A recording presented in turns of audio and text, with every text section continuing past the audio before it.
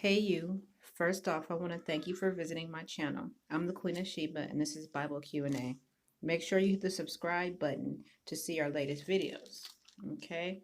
Um, in this edition of Bible Q&A, the question is, what does the Bible say about talking and taking advice from others?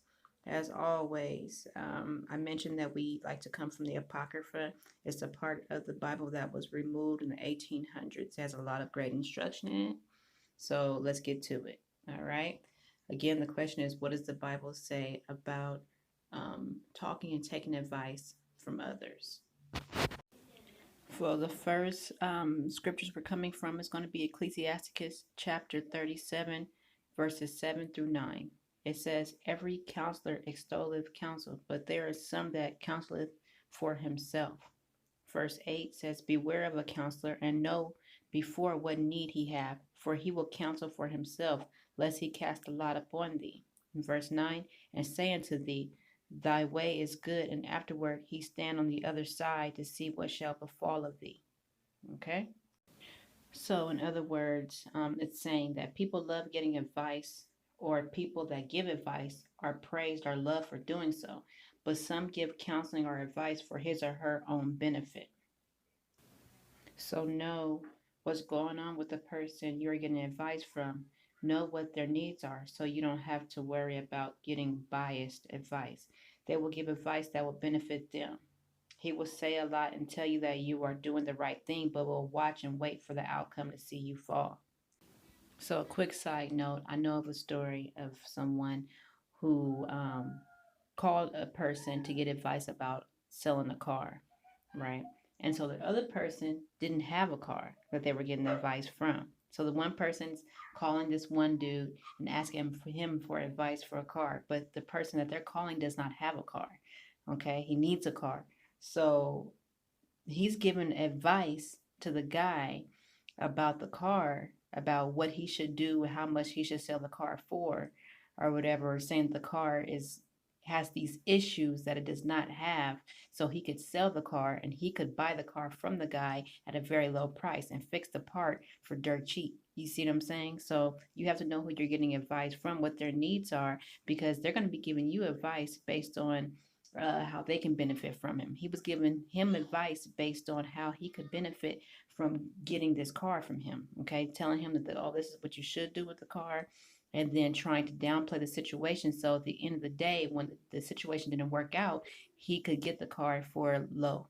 Okay, very wicked, but that's just how it is. There's people out here, they do wicked things. They smile in your face and laugh behind your back. Okay, so the next one is Ecclesiasticus chapter 37, verse 10 through 12. Okay, the first one says, verse 10 says, consult not with one that suspecteth thee, and hide thy counsel from such as envy thee.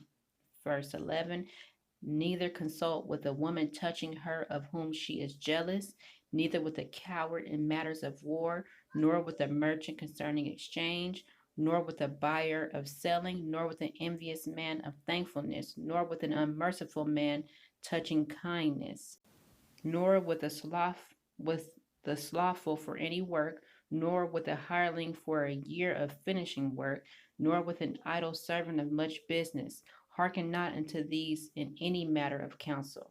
Okay. Verse 12, but be continually with a godly man, whom thou knowest to keep the commandments of the Lord, whose mind is according to thy mind, and will sorrow with thee if thou shalt miscarry. So, in other words, if you think someone is suspect or maybe, or if you think someone is suspect or maybe jealous of you, someone that doesn't mean you well, don't give them advice and don't ask them for any advice. Okay? Don't ask a woman advice about another woman she is jealous of. You know she's jealous of her. You wouldn't ask her because she's not gonna. It's gonna be biased, right? Don't ask anyone advice about a battle if you know they're scary.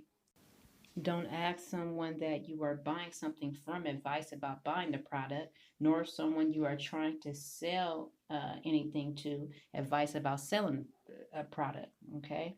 Um, don't ask anyone that is an envious person anything about being thankful. Don't ask someone that doesn't have any mercy anything about kindness. Okay. Don't ask anyone lazy advice about doing some work. If you're going to have a worker do a job for you, you wouldn't ask them about how long it should take or whatever for this job to be done. It's somewhere you should get a second opinion.